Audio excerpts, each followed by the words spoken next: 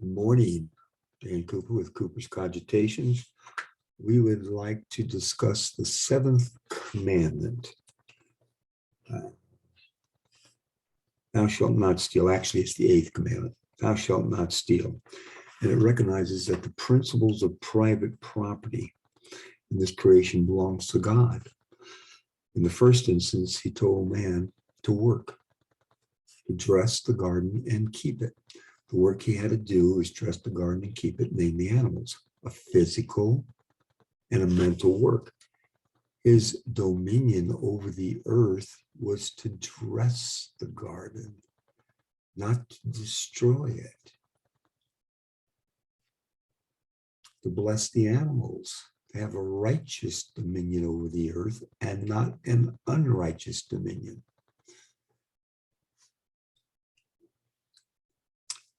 And when he's cast out of the Garden of Eden for eating banana, slipped on the peel and fell, he was again commanded to work. Okay? The only way we can fulfill God's purposes is to work physically and mentally, spiritually, emotionally, in our families. That's very important. Now, the work we do must fulfill God's purposes. We must work for God. Man cannot serve two masters. Either he serves God or he serves mammon, business, the dollar. So many people compromise their character, their principles for money, for their job. Now we have to understand that the earth is the Lord's and the fullness thereof, therefore we own nothing. Everything we have, this home of mine, is an inheritance from God. The law protects man's knowledge from corruption and debasement. Knowledge is an element of freedom. Jesus said to those Jews who believed on him, if ye continue in my word, then ye are my disciples indeed, and the truth shall make you free. They weren't disciples, they were believers. To become a disciple, they had to continue in the word, which means one, they had to learn the word, and two, they had to live it. This is a daily basis, a daily chore, a daily activity. In fact, it's not a daily, we can't, because we don't have this day. I don't have the rest of this day. I only have the eternal now. Therefore, I must be, which is a present tense verb, be now. Now, if we continue his word, we know the truth. Truth is light. Truth is knowledge. When we have light, he says, you will have liberty. The truth will make you free. Light and liberty. Folks, once you have liberty, you can love. It sets you free. You can love. Real love, not Satan's counterfeit. And if you have love, you can eventually acquire eternal life. It all flows from obtaining his word and living it, reading the scriptures and living it. Without knowledge of the truth, no progress is possible with either an individual or society. You can't build a bridge without a knowledge of metals and concretes and currents and sands and waters and temperatures and floods. You have to know these things. Look at the day in which we live. There is such an explosion, a profusion of knowledge, technology. I'm communicating with people I don't even see. Okay? So we have technology, transportation. A friend of mine just came back from Ireland, went over there, came back, spent 2 weeks over there, came back in hours, went over in hours. Transportation, communication. My wife and my family, the girls usually, uh, do Zoom. They do Zoom meetings together. They talk to each other. Wow, what a day in which we look. Medical and health advancements. Look at me. I have 4 stents in my heart. I have metal in my ankle, metal in my leg, metal in my arm, metal, without which I'd be a cripple. Amazing. When they did to my heart, the doctor didn't look at me.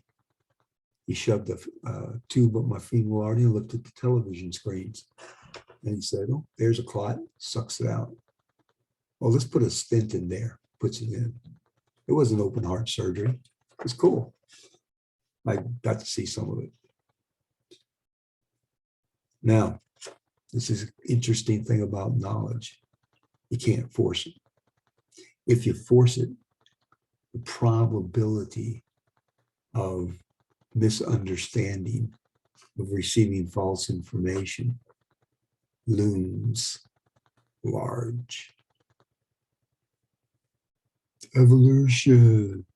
We came from the slime. An inanimate object produced animation. Man, take some high quality chocolate and relax. Or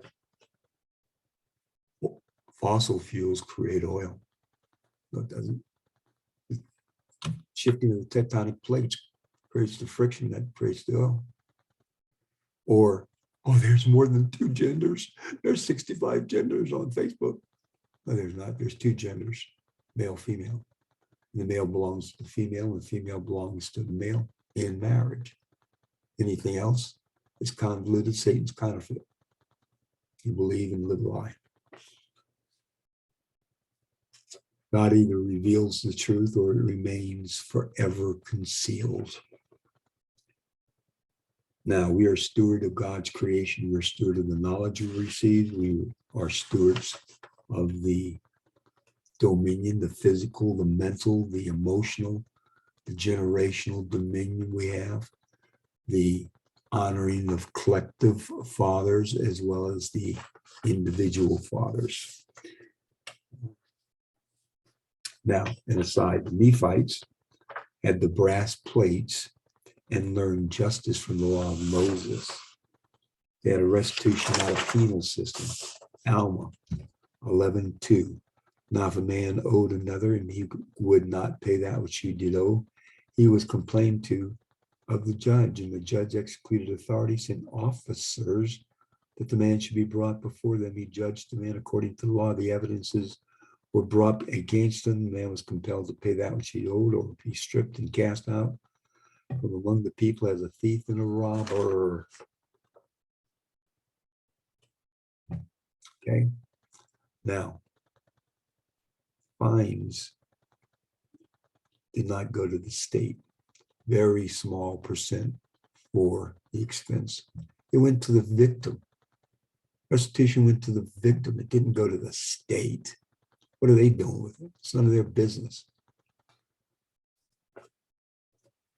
So when they take the fines, the restitution, they're the thief. The state's the criminal.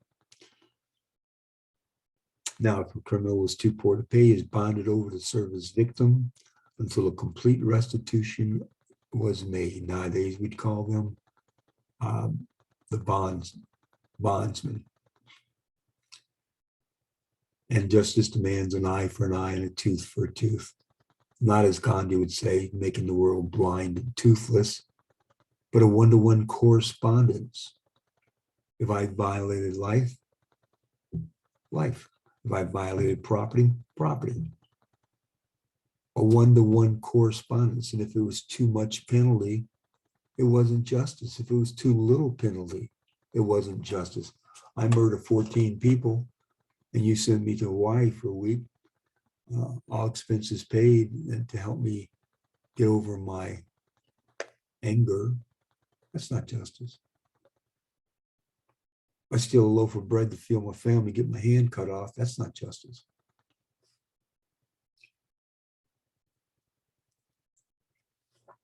I do wonder what God thinks when governments kill millions of people. Thank you. We'll continue this again.